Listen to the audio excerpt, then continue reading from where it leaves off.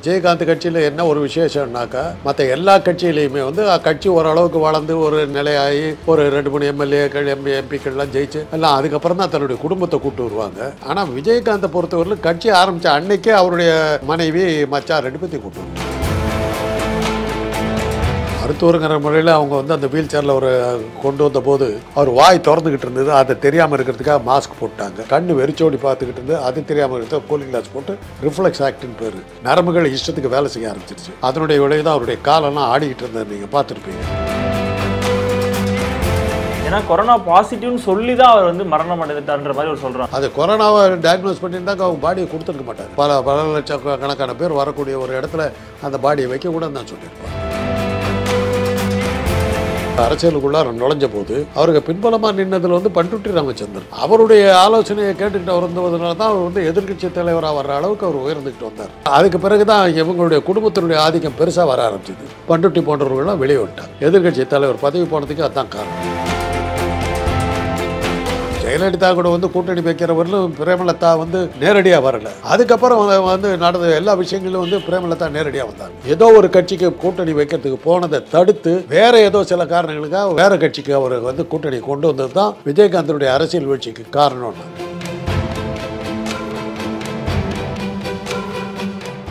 Sir வணக்கம் sir. Sir அதாவது பிரேமலதா அப்படின்ற நேம் இப்போ எல்லா பக்கமும் ஒழிச்சிட்டே இருக்கு. விஜயகாந்த் அவர்கள் மறைவுக்கு பிறகு பொதுச்செயலாளர் ஆயிருக்காங்க. ஸோ யார் இந்த பிரேமலதா சார்? விஜயகாந்தனுடைய மனைவிங்கிறது தான் அவங்கள பற்றி தெரியும். அவர் விஜயகாந்த் காலத்திலேயே அவங்க என்னன்னா விஜயகாந்த் கட்சி ஆரம்பித்த போதே தன்னுடைய மனைவி கூப்பிட்டு விட்டார். விஜயகாந்த் கட்சியில் என்ன ஒரு விசேஷம்னாக்கா மற்ற எல்லா கட்சியிலையுமே கட்சி ஓரளவுக்கு வளர்ந்து ஒரு நிலையாகி ஒரு 2-3 எம்எல்ஏக்கள் எம்பிக்கள்லாம் ஜெயிச்சு எல்லாம் அதுக்கப்புறம் தான் தன்னுடைய குடும்பத்தை கூப்பிட்டு வருவாங்க. ஆனால் விஜயகாந்தை பொறுத்தவரையில் கட்சி ஆரம்பித்த அன்னைக்கே அவருடைய மனைவி மச்சான் 2 பேர்த்தையும் கூப்பிட்டு விட்டார். ஏன்னா அது எதனால் எனக்கு தெரியும்னா அவர் கட்சி ஆரம்பித்த அன்னைக்கு அந்த தகவல் வந்தபோது நான் ஒரு தொலைக்காட்சியில் செய்தி ஆசிரியராக இருந்தேன். அந்த டைமில் இந்த செய்தியை சொன்னபோது இதை சொன்னாங்க. நான் இப்போ இந்த விமர்சனத்தை சொன்னேன். மற்றவங்களாம் கட்சி வளர்ந்தப்புறம் குடும்பத்தை கூப்பிட்டு வருவாங்க. இவர் தான் கட்சி ஆரம்பிக்கும் போதே குடும்பத்தை கூப்பிட்டு வந்துட்டார். எதுக்காக கட்சி ஆரம்பிச்சாங்கிறது விஜயகாந்த் தெளிவாகவே சொல்லிட்டார். என் குடும்பத்துக்காக தான் கட்சின்னாரு அப்படின்னு நான் சொன்னது. அன்னைக்கு அவங்களுக்கு அது கடுமையான கோவம் என்னை ஏற்று நிறையா இதெல்லாம் பண்ணாங்க.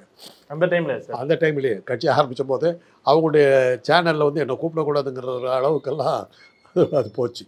அதனால் அவர் கட்சி என்னைக்கு அரசியலுக்குள்ளார விஜயகாந்த் வந்தாரோ அன்னைக்கு பிரேமலதா நமக்கு தெரியும். சார் விஜயகாந்த் அவர்களுக்கு பிரேமலதா சினிமாவிலும் அரசியலும் எவ்வளோக்கு எவ்வளோ சப்போர்ட்டாக இருந்தாங்க சார்? நீங்கள் பார்த்த வரைக்கும் நீங்கள் ஃபாலோ பண்ணிட்டு வந்திருப்பீங்க எல்லாமே. ஸோ அவங்க எவ்வளோக்கு எவ்வளோ சப்போர்ட்டில் இருந்தாங்க சார்? ஆரம்பத்தில் அவர் அரசியலில் இருந்தபோது அவருக்கு பின்பலமாக இருந்தவங்க அரசியலுக்குள்ளார நுழைஞ்ச போது அவருக்கு பின்பலமாக நின்னதில் பண்ருட்டி ராமச்சந்திரன் இருந்தார். பண்ருட்டி ராமச்சந்திரன் ஒரு பெரிய அரசியல் சாணக்கியர். எம்ஜிஆருக்கே அவர் ஒரு பெரிய மூளையாக செயல்படுற அளவுக்கு அவர் சாமர்த்தியமான ஆள். அவருடைய ஆலோசனையை கேட்டுக்கிட்டு வந்ததுனால தான் அவர் எதிர்கட்சி தலைவராக வர்ற அளவுக்கு அவர் உயர்ந்துக்கிட்டு வந்தார். எதிர்கட்சி தலைவராக வந்ததுக்கு பிறகு அதுக்கு பிறகு தான் இவங்களுடைய குடும்பத்தினுடைய ஆதிக்கம் பெருசாக வர ஆரம்பிச்சு அது வெளிப்படையாகவே சொன்னாங்க. அவரை யாரையுமே சந்திக்க முடியல. அந்த அளவுக்கு அவங்க குடும்பத்தினர்லாம் தடக்கெல்லாம் நிற்கிறாங்கன்ற சூழ்நிலையில் தான் பண்ருட்டி போன்றவர்கள்லாம் வெளியே விட்டாங்க. வெளியே வந்தது மாத்திரம் இல்லாமல் அவருடைய கட்சியில் இருந்த எம்எல்ஏக்களே ஒரு 6-7 பேர் கட்சி விட்டு வேலைக்கு போனதில் தான் அவருக்கு எதிர்கட்சி தலைவர் பதவி போனதுக்கு அதுதான் காரணம். ஸோ அந்த குடும்பத்தினுடைய தலையீடு பெருசாக இருந்ததுனால தான் அவருடைய அரசியல் பெருசாக வராமல் கீழே போனதுக்கு அதுதான் ஒரு பெரிய காரணம்னு சொன்னாங்க. அதுக்கெல்லாம் ஆதாரம் கேட்க முடியாது. அது ஆனால் பழைய மீடியா செய்திகள்லாம் எடுத்து பார்த்திங்கன்னா அதெல்லாம் தெரியும். அவங்க மனைவி எவ்வளோக்கு எவ்வளோ ஆதரவாக இருந்தாங்க சார்? அவங்களுக்கு மனைவி கூட்டணி கட்சி பேசுறதுல எல்லாம் அவங்கள முன்னிலைப்படுத்தினாங்க. அவங்க முன்னிலைப்படுத்தும் போது தான் விஜயகாந்த் வந்துருவாருங்கிற மாதிரிலாம் ஜெயலலிதா கூட கூட்டணி வைக்கிறவர்களும் பிரேமலதா நேரடியாக வரலை. அதுக்கப்புறம் நடந்த எல்லா விஷயங்களும் பிரேமலதா நேரடியாக வந்தாங்க. நேரடியாக வந்தபோது அப்போ என்ன சொன்னாங்கன்னா அவர் ஒரு ஏதோ ஒரு கட்சிக்கு கூட்டணி வைக்கிறதுக்கு போனதை தடுத்து வேறு ஏதோ சில காரணங்களுக்காக வேறு கட்சிக்கு அவர் கூட்டணி கொண்டு வந்தது தான் விஜயகாந்தனுடைய அரசியல் வீழ்ச்சிக்கு காரணம்னாங்க. அதுக்கப்புறம் அவங்களுடைய அரசியல் பூரா உளுந்து போச்சு. விஜயகாந்த் நல்லா இருந்த போதே கூட்டணிக்கு பேசுறதுக்கு கூட எங்ககிட்ட யாருமே வரல அப்படிங்கிற மாதிரி தான் அவங்க பல சமயங்கள் அவங்க சொல்லியிருக்காங்க, உங்களுக்கே தெரியும். கூட்டணி சம்மந்தமாக எங்களிடம் யாருமே பேச வரவில்லை அப்படிங்கிறது தான் அவங்களுடைய நிலைமை. மக்கள் நல கூட்டணின்னு ஒன்று வச்சார். அப்போ வந்து அன்றைக்கி இருந்த ஒரு சூழ்நிலையில் விஜயகாந்த் பெருசாக வரப்போகிறாருன்னுலாம் எதிர்பார்த்தாங்க. ஆனால் தேர்தல் முடிவுகள் நேர் எதிராக மாறிச்சு. ஒரு இடத்துல கூட அவர் ஜெயிக்கலை. அவரோட வீழ்ச்சிக்கு வந்து அவங்களோட மனைவியும் ஒரு காரணமாக இருந்திருக்காங்க. அவங்க குடும்பத்தினுடைய தலையீடு மிக முக்கிய காரணங்கிறாங்க. சினிமாவில் விழுந்ததுக்கு அதான் காரணங்கிறாங்க, இதில் விழுந்ததுக்கு அதான் காரணங்கிறாங்க.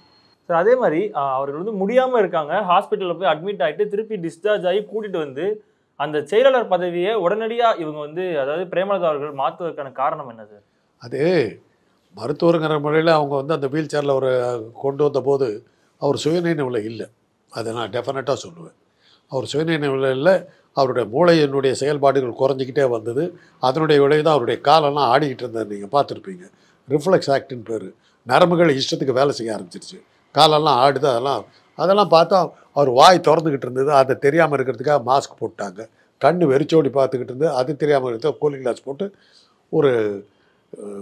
ஒரு கோமா ஸ்டேஜில் சுயநினைவை இழந்த ஒருத்தரை தான் அங்கே உட்கார வச்சுருந்தாங்க. இந்த மாதிரி அவர் கையை தூக்கி தான் தலையில் வச்சுக்கிறது எல்லாம் பண்ணிச்சு. அவ்வளோதான் பண்ணிச்சு. அவர் கொண்டு போய் அப்படியே சாயிறார். தூக்கி உட்கார வைக்கிறாங்க. அந்த அளவுக்கு அவருக்கு எல்லாமே செயலிழந்து போன ஒருத்தர் தான் கொண்டு வச்சாங்க. அது என்னன்னாக்கா அந்த நேரத்தில் நம்ம வந்து பதவி ஏற்றுக்கிட்டோம்னா அவருடைய ஆசீர்வாதத்தோடு தான் பதவி ஏற்றுக்கிட்டாங்கிறத காட்டுறதுக்காக அவங்க செஞ்சிருக்கலாம். அவங்க தொண்டர்களுக்கு அதுக்கு ஏற்புடையதாக இருக்கலாம்.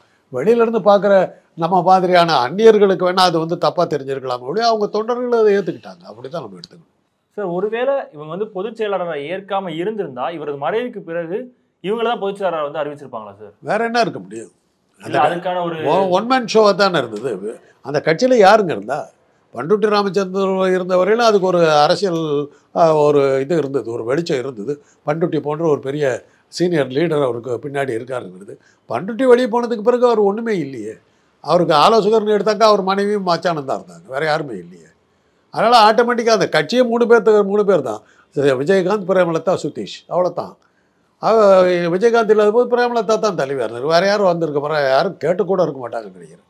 அதே மாதிரி இவங்க பதவி அந்த பதவி ஏற்றதுக்கு பிறகு ஜெயலலிதா அவர்கள் சமாதியெல்லாம் போய் பார்த்துட்டு வந்து எல்லா சமாதியும் போய் பார்த்து ஆசீர்வாதம் வாங்கிட்டு வந்த மாதிரிலாம் இருக்காங்க சார். அதை எப்படி பார்க்குறீங்க? எல்லா சமாதிக்கும் போய் ஜெயலலிதா அவர்கள் சமாதிக்கு என்னுடைய ரோல் மாடல். நாங்கள் எந்த ஜெயலலிதாவை பார்த்து கையை காட்டினாரோ அந்த ஜெயலலிதா தான் எனக்கு ரோல் மாடல்னு பிரேமலதா சொன்னாங்க.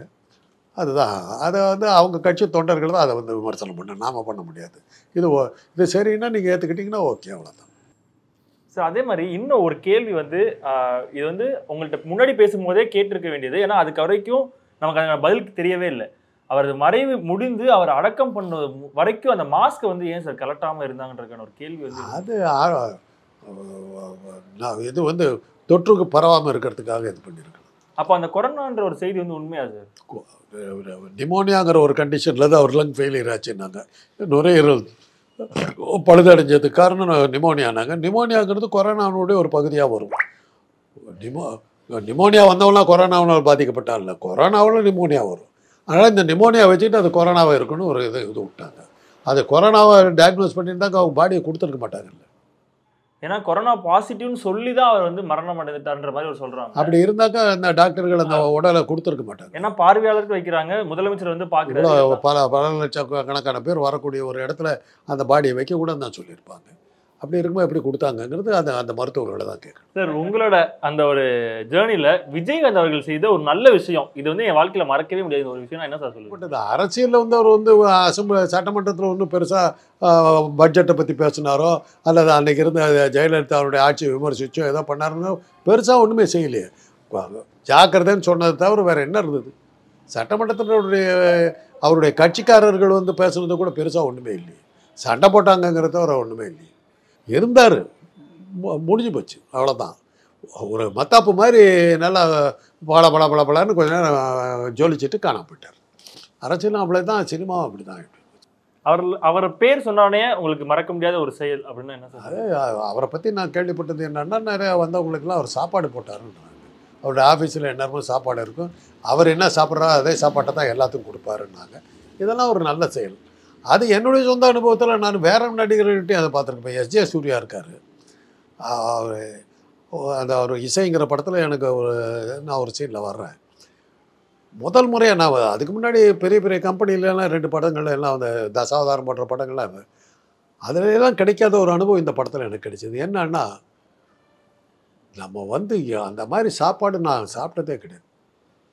எத்தனை வகையான சாப்பாடு போட்டாங்க. இதுக்கு கேட்டு கேட்டு கொடுத்தாங்க. நான் ஒரு சின்ன ஒரு சீன் தான் வர்றேன். இதே மற்ற படங்கள்லாம் எப்படி இருக்குன்னாக்கா, நமக்கு ஒரு மரியாதை எப்படி தெரியும்னாக்கா, அந்த மெஸ் பையன் நமக்கு கொடுக்குற மரியாதை வச்சு தான் நம்முடைய ஸ்டேட்டஸ் என்னங்கிறது தெரியும். தட்டு நிறையா கூல்ட்ரிங்க்ஸ் வச்சுக்கிட்டு இருப்பான். முக்கியமான நடிகர்கள்லாம் அவன் கொண்டு கொடுத்துட்டு வருவான். நம்மெல்லாம் முக்கியம் இல்லைன்னு வச்சுங்க, நம்மளை தாண்டி அந்த பக்கம் இருக்கிறவங்க கொடுப்போம், நம்மளை தாண்டி இந்த பக்கம் நம்ம கேட்கணும். இல்லை சார், மற்றவங்களெல்லாம் கொடுத்துட்டு அப்புறமா இருந்தால் கொடுக்குறேன் சார் அப்படிம்பான்.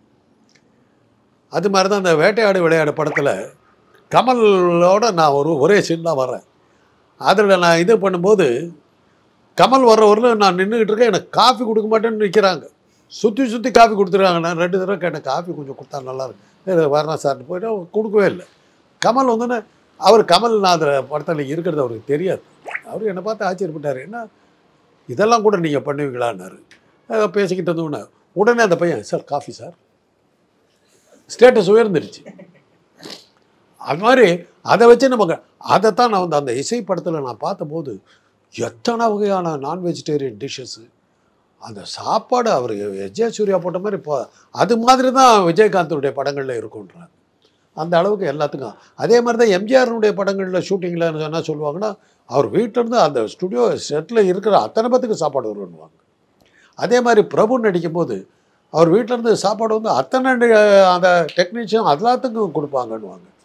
அது மாதிரி எல்லாருமே செஞ்சுருக்காங்க. ஆனால் இன்றைக்கி இவருக்கு தான் அந்த விளம்பரம் பெருசாக வந்துருக்குது. அவர் தான் அதை கொடுத்தாரு, அதுக்கு முன்னாடி எவனுமே கொடுக்கலங்கிற மாதிரி ஒரு விளம்பரம் வருது. என்னுடைய சொந்த அனுபவத்தில் எல்லாரும் அந்த மாதிரி பண்ணியிருக்காங்க. Okay sir, thank you so much sir. நன்றி சார்.